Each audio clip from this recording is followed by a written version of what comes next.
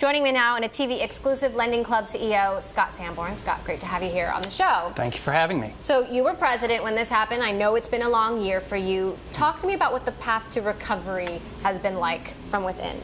Yeah, it's really been about investing in the foundation of the business and putting in the right controls and bringing investors back to the platform. A critical piece of that is banks, and we announced that in Q2, 44% of our funding came from banks providing capital to fund the loans on the platform. When it comes to the scandal that you've now moved beyond, I mean, do you feel like the company is back in a good place? Yeah, is it completely behind? I think both the results we delivered this quarter and what I just talked about is having our investors back on the platform are both clear signs that we are looking ahead.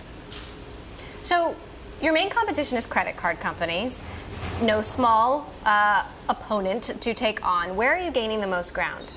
So if you look at what's happening in the broader market right now, there's over $1 trillion in outstanding credit card debt. So more than half of Americans have had credit card debt in the last 12 months.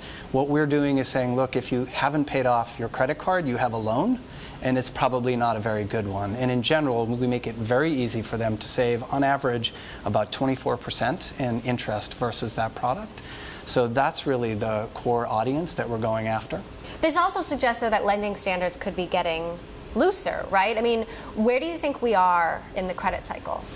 So, because $100 trillion in outstanding credit card balances is as much as before the financial crisis. It's actually higher, yeah. It's higher. So one of the powerful things about our model is we make all of the performance on our loans publicly available. So our investors can actually see, for every loan we've ever issued, both over 100 credit attributes for that loan. So what does it look like from a credit perspective, but also what's the payment history. And what we are seeing, which we talked about, is we did see deterioration in credit performance about 18 months ago. We started talking about it. We took very swift action, and what we're seeing right now is stabilization in performance, and our loss rates and our, most importantly, forecasted returns for investors remain in line. So when do you think we're going to start to see things turn?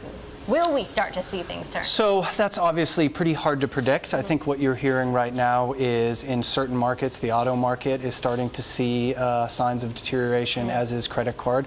But on the flip side, you're still seeing a lot of things to like in the macro environment for consumers. Unemployment is very low, inflation remains low, oil prices remain low, household formation is up. So these things are counterbalancing. I think the thing to watch here is consumers' ability to service the debt that they've accumulated.